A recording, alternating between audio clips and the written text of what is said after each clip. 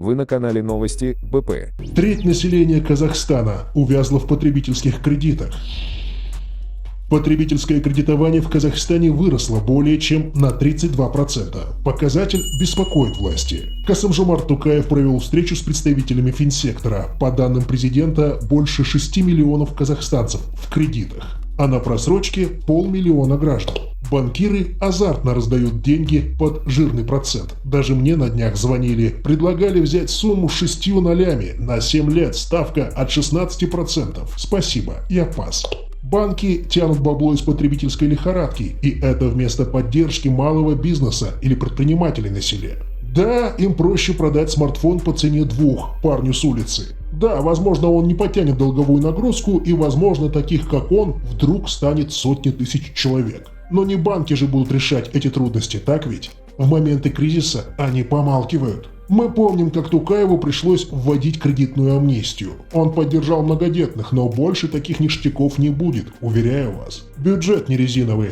Сегодня президент предостерег банкиров, мол, ребята, не создавайте нам социальных и политических проблем. Услышат ли гешефтмахеры главу государства, ведь люди пока сами идут на бесплатный сыр, а мышеловки, увы, не замечают. Казахстан второй в мире по биткоину, но последний по защите экологии.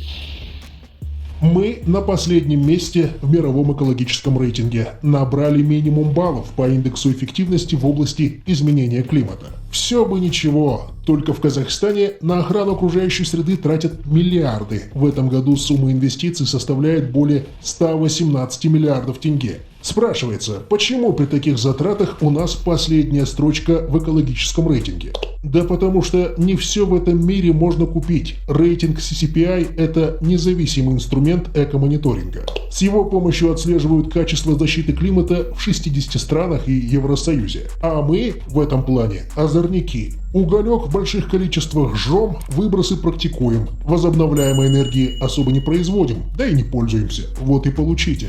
Мир любит баланс и гармонию. Не так давно мы гордились лидерством Казахстана в майнинге криптовалюты на фоне дешевой электроэнергии. Только это в итоге бьет по экологии, да и по репутации тоже, оказывается. Литовские депутаты против Китая.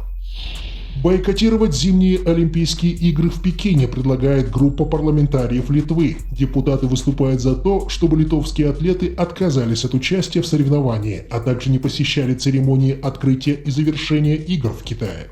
Инициаторы обратились в Национальный олимпийский комитет. Антикитайская риторика становится понятной, если вспомнить, что между Литвой и КНР еще с лета разгорается дипломатический скандал. Накануне в Вильнюсе открыли представительство Тайваня. В Пекине осудили этот политический маневр, так как считают Тайвань китайской провинцией. В Китае заговорили о покушении на территориальную целостность КНР.